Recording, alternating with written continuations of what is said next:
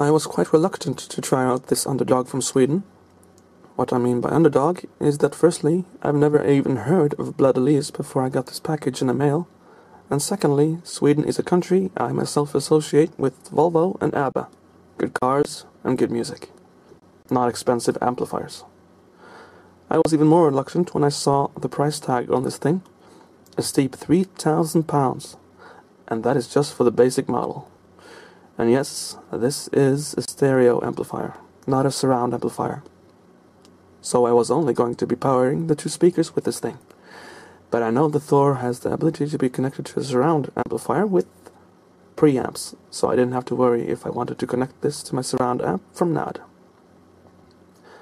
In this review, I tested the Novitas edition, which comes with some extra bits and things in the back. Plus, it costs some £500 extra.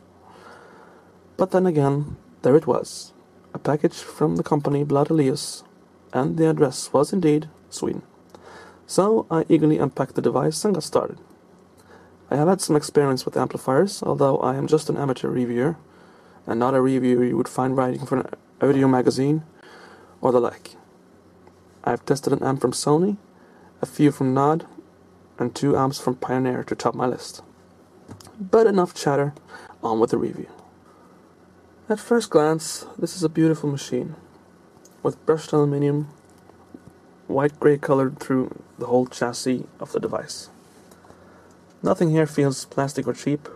Even the huge dial at the front feels like absolute quality made, from the moment you touch it, and start turning it back and forth. A dial, surprisingly, is very easy to turn, and requires no force at all, so bear in mind that if you have curious children running around, you should move this device high up. The manual is not thick, but goes through the very basics of how actually to operate the device. This came in handy when I erased the presets and dialed Xbox and DVD and so on.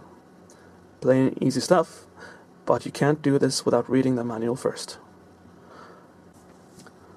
What I also discovered in the manual is that this amplifier gets better and better for how long the device receives power. And this amp needs a lot of it. Make sure you plug your device directly into a wall socket, as anything else can actually overheat and create a fire hazard. I also discovered that this amplifier needs a lot of space to breathe. My usual amplifiers only need air on the roof, and that means on the top of the amplifier, but the Thor needs space on the sides as well. So I had to remove a lot of clutter before I could actually place the amp where I wanted it. The Thor 3 is heavy, yes, but by no means heavier than, for example, the NAD T754, and that surround amplifier costs 6 times less than this one. But I was ready to go at last, and I have a collection of about 2,000 CDs, so I was surprised when I first started to listen to some of my favorite CDs. The sound of the Bladelius is warm, without being too harsh when playing loud like the NAD tends to be, or too soft like the Pioneer.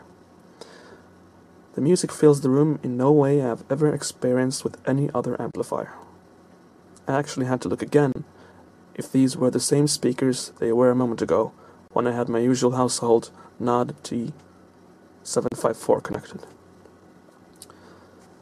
The bass kicks more now than when I had the NAD connected, and even then the bass manages to be honest about itself and not tell me to start off. The bass from the NAD usually tells me this for some reason, I don't know why. But on the more serious side, the NAD amp tends to give the bass more oomph than it actually needs.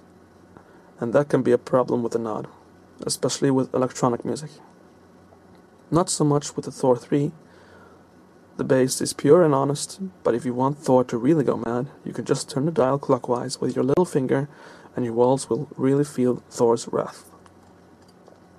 The mid-range is usually the range for vocals, and in all CDs I've heard through again, it was if every singer had cleaned his throat just for me to give me a better performance. It's the Thor 3 that I told Radiohead to get their act together and play that song for me one more time.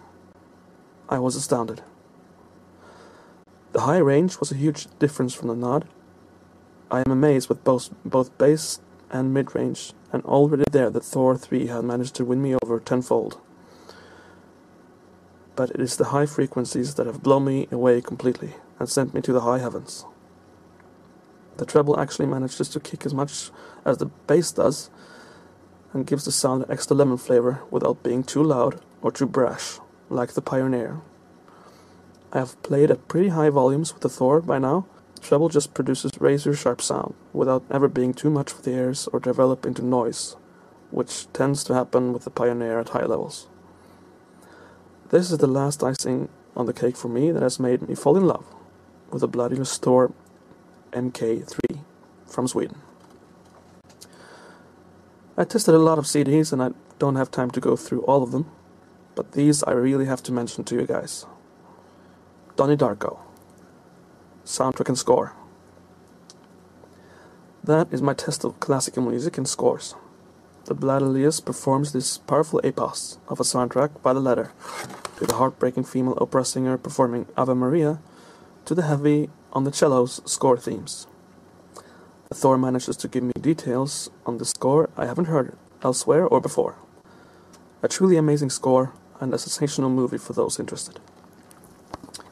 M83, Hurry Up, We're Dreaming. The cross between electronica and rock music, an astounding CD which gets a workover with the Thor 3. The extra treble manages to give the vocalist power to reach straight into my soul and burn my heart. Just listen to track 5 on CD 1. You'll know what I'm talking about. Fleet Foxes. And the CD is the same name as the band, Fleet Foxes. This was my test of folk music. Here Thor, with his great hammer, needs to step on his toes a bit. This is from guitar to vocalist, very fragile stuff. Thor passes with flying colors, as this CD is even more moving through Thor's hammer than with anything else I've tested so far. Trance Master 11, various artists. This is one of the great trance compilations of the day, without being ruined by today's digital master process, which tends to create too loud sound. This is trance as it should be, and the Thor managed to perform all tracks like I should have heard them 20 years ago. Ah well, better late than never, I guess. Queen, Greatest Hits 1. And last but not least we have Queen. It is hard choosing between Greatest Hits and 2, since they are both great albums, but 1 is just a true classic. Freddie never needs to clear his throat for anybody, not for the Thor or anybody else. He just steps up there, sings, and the rest is history. The Thor was aware of this, sat down in the room with me and sang, to the songs that moved me and many generations before, now and after. So there you have it, guys. The Thor 3. Many believe that it is the speakers that should be top priority, but no, that is not correct. The amplifier is the heart of the whole shebang. My speakers got a complete workover with the Thor. Now it is my Dali Concept 10 speakers, which must be on their toes, and that is as it should be. Just remember to buy yourself some decent cables. I use these, so they create a really warm sound, and that's in essence a good cooperation with the cables and the Thor. The Thor 3 has a heart of gold indeed. I am saving up for one right now. If you are a fan of great music and breathtaking movies, so should you.